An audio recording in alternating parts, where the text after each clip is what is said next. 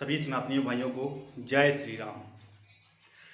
राम भक्त हनुमान की सच्ची कथाएं सुनने और पढ़ने वाले सभी दर्शकों को जय श्री राधे कृष्ण, जय श्री राम। 22 जनवरी को देश भर में एक ऐतिहासिक उत्सव मनाया जाएगा। रामलला फिर से मंदिर में विराजमान होंगे।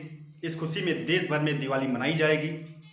इसलिए हम भी 22 जनवरी तक श्री राम कथाओं का प्रचार प्रसार करेंगे, क्योंकि श्री राम और कृष्ण दो नहीं एक ही है। कथा के अंत में रामायण से संबंधित एक सुंदर प्रश्न पूछा जाएगा, जिसका जवाब आप सभी भक्तों को अपने अपने भाव से देना है। आज की ये सुंदर कथा राम भक्त हनुमान की अनुपम कथा है।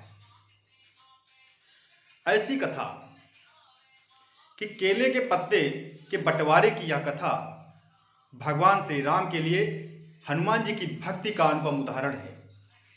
भगवान राम लला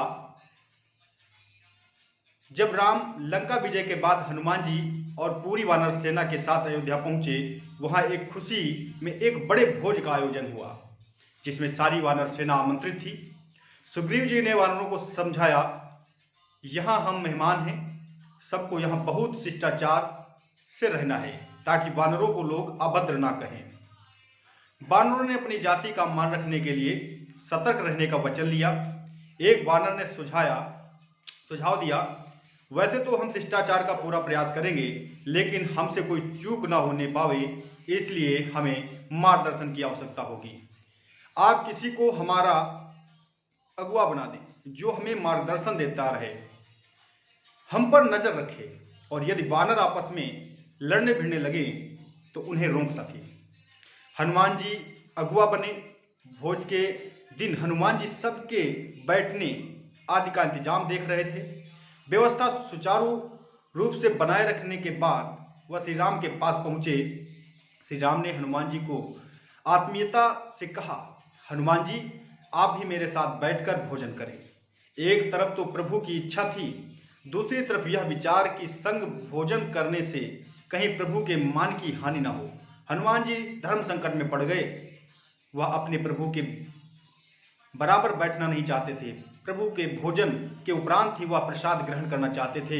इसके अलावा बैठने का कोई स्थान शेष नहीं बचा था, और न ही भोजन के लिए थाली के रूप में प्रयुक्त होने वाला केले का पत्ता बचा था, जिसमें भोजन परोसा जाए। प्रभु श्री राम ने हनुमान जी के मन की बात भांप ली। उन्होंने पृथ्वी को आदेश दिया कि वह उनके बगल में हनुमान जी के बैठने पर भूमि बढ़ा दे। प्रभु ने स्थान तो बना दिया, पर एक और केले का पत्ता नहीं बनाया। वह हनुमान जी से बोले, आप मुझे पुत्र समान प्रिय हैं, आप मेरी ही थाली में भोजन करें। इस पर श्री हनुमान जी बोले, प्रभु मुझे कभी भी आपके बराबर होने की अभिलाषा नहीं रही। जो सुख सेवक बनकर मिलता है वह बराबरी में नहीं मिलेगा, इसलिए आपकी थाल में खा ही नहीं सकता। श्री राम ने समस्त अयोध्यावासियों के समक्ष वानर जाति का सम्मान बढ़ाने के लिए कहा कि हनुमान मेरे हृदय में बसते हैं। हनुमान की आराधना का अर्थ है स्वयं मेरी आराधना। यदि कोई मेरी आराधना करता है लेकिन हनुमान जी की नहीं, तो वह पूजा पूर्ण नहीं होगी। फिर श्री राम ने अपने दाहिने हाथ की मध्यमा उंगली से केले के पत्ते के बीच बीच एक रेखा खींच दी, जिसमें वह पत्ता जुड़ा भी रहा और उसके दो भाग भी हो गए। इस तरह भक्त और भगवान दोनों के भाव रह गए। श्री राम की कृपा से केले का पत्ता दो भाग में बट गया। भोजन परोसने के लिए केले के पत्ते को बस सबसे शुद्ध माना जाता है।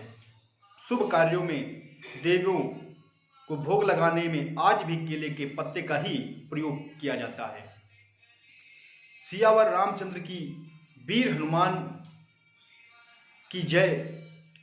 आज का प्रश्न रघुकुल त्याग के लिए प्रसिद्ध है, परंतु रघुकुल में सबसे बड़ा त्याग किस पात्र का है?